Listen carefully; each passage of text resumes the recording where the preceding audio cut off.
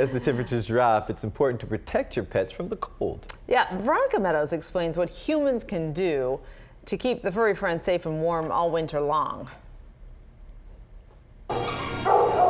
Temperatures plunged with blowing snow while the wind picked up on Sunday. It's a constant battle just to have people realize they need to take their animals in during this cold weather.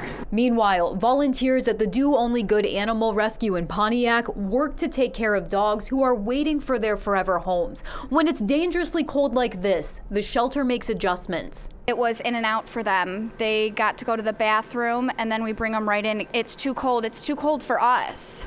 So we try to get them in and out as fast as we can. Sadly, some pet owners don't do the same. Volunteers say they've already had calls come in for pets left outside. All of us volunteers, we wake up in the middle of the night thinking about the dogs. We know there's dogs outside. We hear the wind howling, it's a snowstorm. I don't think, oh great, it's snow.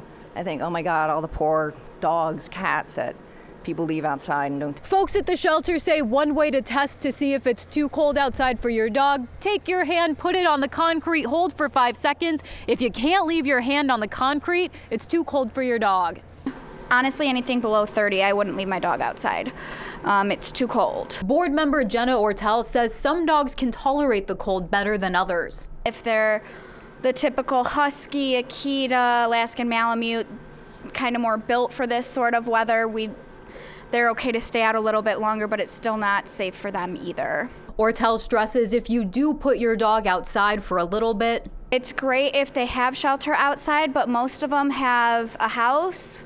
With that, we want straw in it for heat source, and you want the bottom of it raised so the ice doesn't soak through. Volunteers say they work to educate pet owners and will keep sharing their message until everyone listens. Please bring your dogs inside when it's cold outside. It's just as cold for them as it is for us, if not more, because we can bundle up, they can't. In Pontiac, Veronica Meadows, Fox 2 News.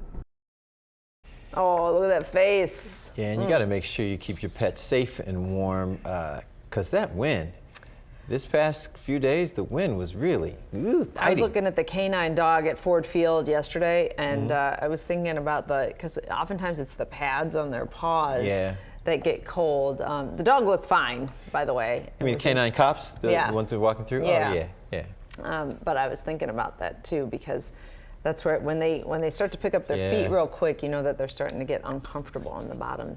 And I don't know if the little shoes are the answer or just getting them inside. Because sometimes you put those shoes on them and then they don't know how to walk at all, right? When you put shoes on a dog. They take them right off and they're very unattractive. That's if you can get the shoes on them. I've had many dogs in my life. I could never even know. It's very entertaining to watch them walk in their dog boots. Yeah, but they're going to get a break. We're going to break, absolutely. Yep, we're moving to a different place, a little more tolerable place. But you guys are right. I mean, it was a rough weekend.